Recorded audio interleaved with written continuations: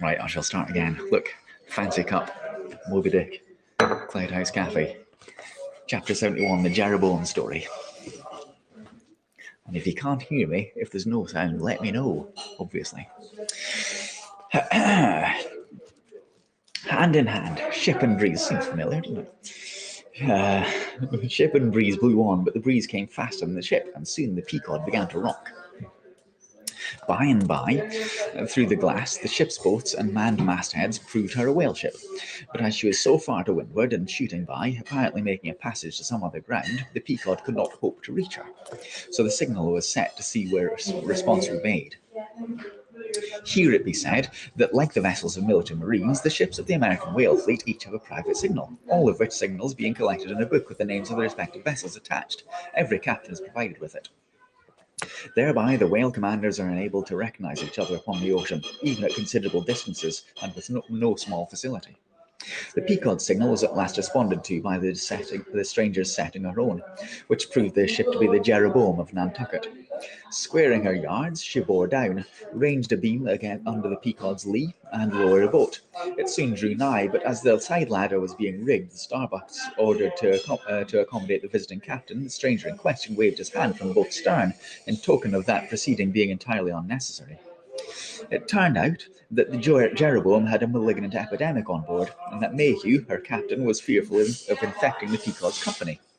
For though himself and the boat's crew remained untainted, and though his ship was half a rifle shot off, and an incorruptible sea and air rolling and flowing between, yet conscientiously adhering to the timid quarantine of the land, he peremptorily refused to come into direct contact with the Pequod. But this by no means did prevent all communication. Preserving an interval of some yards between itself and the ship, the Jeroboam's boat, by the occasional use of its oars, contrived to keep parallel to the Pequod as she heavily forged through the sea. Through the sea, for by this time it blew very fresh, with her main topsail aback, though indeed at times by the sudden onset of a large rolling wave the boat would be pushed some way ahead, but would soon be skilfully brought to her proper bearings again. Subject to this and the like interruptions now and then, a conversation was sustained between the two parties, but at intervals not without still another interruption of a very different sort. Pulling an oar in the Jeroboam's boat was a man of singular appearance, even in that wild whaling life where individual notabilities make up all the totalities. He was a small, short, youngish man, sprinkled all over his face with freckles, and wearing redundant yellow hair. A long-skirted, calabastically cut coat of a faded walnut tinge enveloped him, the overlapping sleeves of which were rolled up on his wrists. A deep, settled, fanatic delirium was in his eyes. So soon as this figure had been first descried, Stubb had exclaimed, "That's he! That's he! The long-togged scaramouche!" The town hose company told us of. Stubb here alluded to a strange story told of the Jeroboam and a certain man among her crew some time previous when the Pequod spoke to the town ho. According to this account, and what was subsequently learned, it seemed that the scaramouche in question had gained a wonderful ascendancy over almost everybody in the Jeroboam. His story was thus. He had been originally nurtured among the crazy society of the Neskuna Shakers, where he had been a great prophet in their cracked secret meetings, having several times descended from heaven by the way of a trap door, announcing the speedy opening of the seventh vial, which he carried in his vest pocket, but which, instead of containing gunpowder, was supposed to be charged with laudanum. A strange apostolic whim having seized him, he had left Neskuna for Nantucket, where with that cunning peculiar to craziness, he assumed a steady, common-sense exterior, and offered himself as a green-hand candidate in the Jeroboam's whaling voyage. They engaged him, but straightway upon the ship's getting out of sight of land, his insanity broke out in a freshet. He announced himself as the Archangel Gabriel and commanded the captain to jump overboard. He published his manifesto, whereby he set forth as the deliverer of the Isles of the Sea and vicar general of all Oceanica. The unflinching earnestness with which he declared these things, the dark, daring play of his sleepless, excited imagination, and of all the preternatural terrors of real delirium, united to invest this Gabriel in the minds of the majority of the ignorant crew with an atmosphere of scaredness. sacredness, I should say. Moreover, they were afraid of him, as such a man, however, was not much of a practical use in the ship, especially as he refused to work except when he pleased. The incredulous captain would fain have him been rid of him, but appraised that the individual's intention was to land him in the first convenient port, the archangel forthwith opened all his seals and vials, devoting the ship and all hands to unconditional perdition, in case this intention was carried out. So strongly did he work upon his disciples among the crew that at last in a body they went to the captain and told him that if Gabriel was sent from the ship, not a man of them would remain. He was therefore forced to relinquish his plan, nor would they permit Gabriel to be maltreated in any way, say or do what he would. So that it came to pass Gabriel had the complete freedom of the ship. The consequence of all this was that the archangel cared little or nothing for the captain and mates, and since the epidemic had broken out, he carried a higher hand than ever, declaring that the plague, as he called it, was at his sole command. Nor should it be stayed but according to his good pleasure. The sailors, mostly poor devils, cringed, and some of them fawned over him in obedience to his instructions, sometimes rendering him personal homage as to a god. Such things may seem incredible, but however wondrous, they are true. Nor is the history of fanatics half so striking in respect to the measureless self-deception of the fanatic himself, as his measureless powers of deceiving and bedeviling so many others. But it is time to return to the Pequod. "I fear not thy epidemic, man," said Ahab from the bulwarks to Captain Mayhew, who stood in the boat's stern. "Come on board." But now Gabriel started to his feet. Think of the fevers yellow and bilious. Beware of the horrible plague." "Gabriel, Gabriel," cried Captain Mayhew, "thou must either—" But that instant a headlong wave shot the boat far ahead, and its seethings drowned all speech. "Have thou seen the whale?" demanded Ahab, when the boat drifted back. Think of the whaleboat stolen and sunk. Beware of the horrible tale."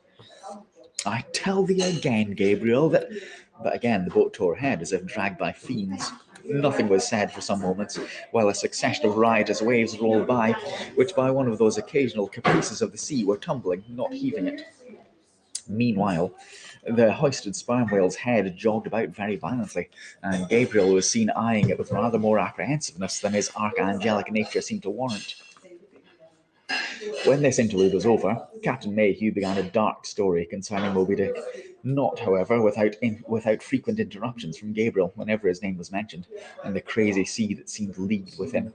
It seemed that Jeroboam had not long left home when, upon speaking of a whale ship, our people were reliably apprised of the existence of Moby Dick, and the havoc he had made. Greedily sucking in this intelligence, Gabriel solemnly warned the captain against attacking the white whale in case the monster should be seen, in his gibbering insanity, pronouncing the white whale no less a being than the Shaker God incarnated, the Shakers receiving the Bible.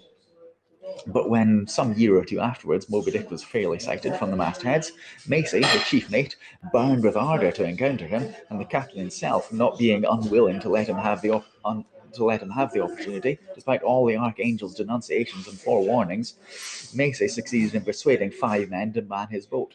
With them he pushed off, and after much weary pulling on many perilous unsuccessful onsets, he at last succeeded in getting one iron fast.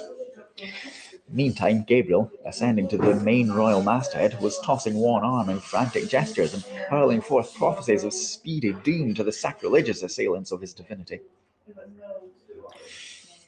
Now, while Macy, the mate, was standing up in the boat's bow, and with all the reckless energy of his tribe was venting his wild exclamations upon the whale and essaying to get a fair chance of his poised lance, lo, a broad white shadow rose from the sea, by its quick fanning motion temporarily taking the breath out of the bodies of the oarsmen. Next instant, the luckless mate, so full of furious life, was smitten bodily into the air, and making a long arc in his descent, fell into the sea at a distance of about 50 yards. Not a chip of the boat was harmed, nor a hair on any oarsman's head, but the mate forever sunk. It is well to parenthesize here that of the fatal accidents in the sperm whale fishery, this kind is perhaps almost as frequent as any. Sometimes nothing is injured but the man who is thus annihilated. Oftener the boat's bow is knocked off, or the thigh board in which the headsman stands is torn from its place and accompanies the body. But strangest of all is this circumstance, that in more instances than one, when the body has been recovered, not a single mark of violence is discernible, the man being stark dead. The whole calamity, with the falling form of Macy, was plainly descried from the ship. Raising a piercing shriek, "The vial! The vial!" Gabriel called off the terror-stricken crew from the further hunting of the whale. This terrible event clothed the archangel with added influence because his credulous disciples believed that he had specifically foreannounced it, instead of only making a general prophecy, which anyone might have done, and so have chanced to hit one of many marks in the wide margin allowed. It became a nameless terror to the ship.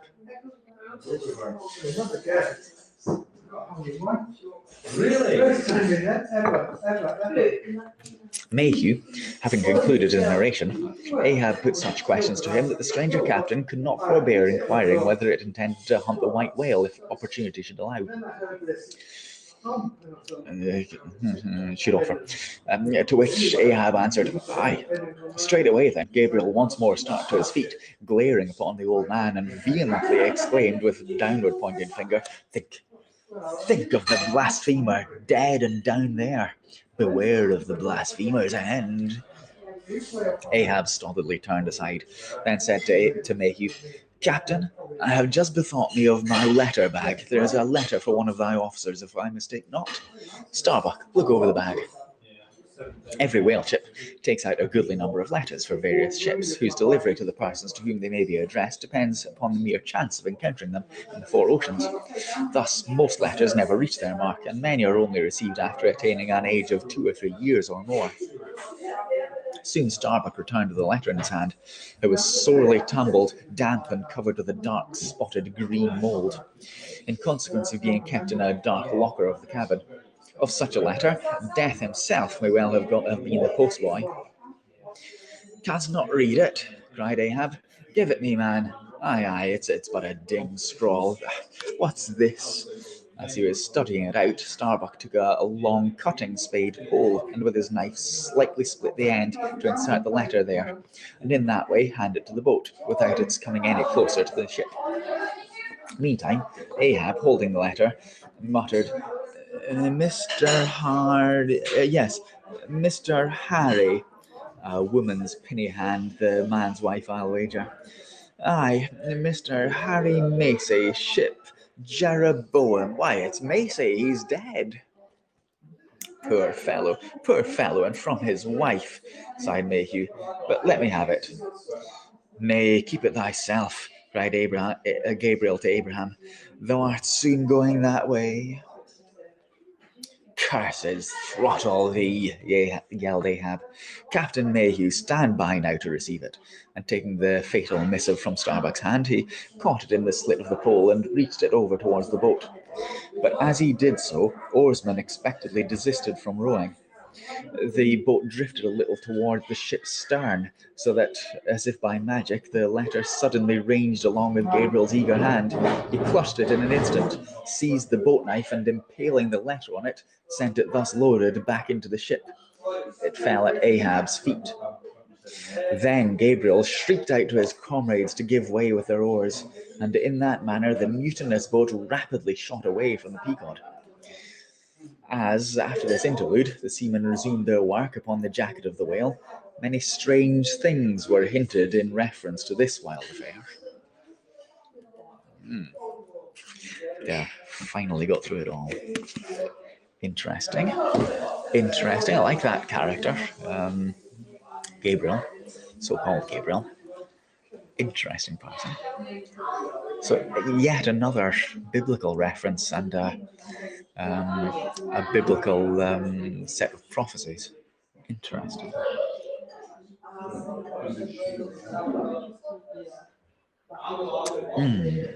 Rather delicious hot chocolate.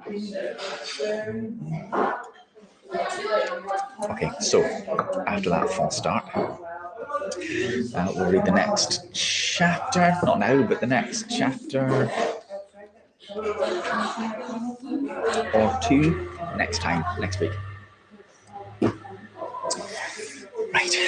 Thanks for watching. Don't forget you can watch all the previous chapters here or on YouTube or wherever you're watching. And I'll be back later tonight for the phone box quiz, and tomorrow we'll have lunch together in the pub. So thank you for watching. Yeah, see you next time, next week, tonight, whenever. Shitty bye everyone. Have a nice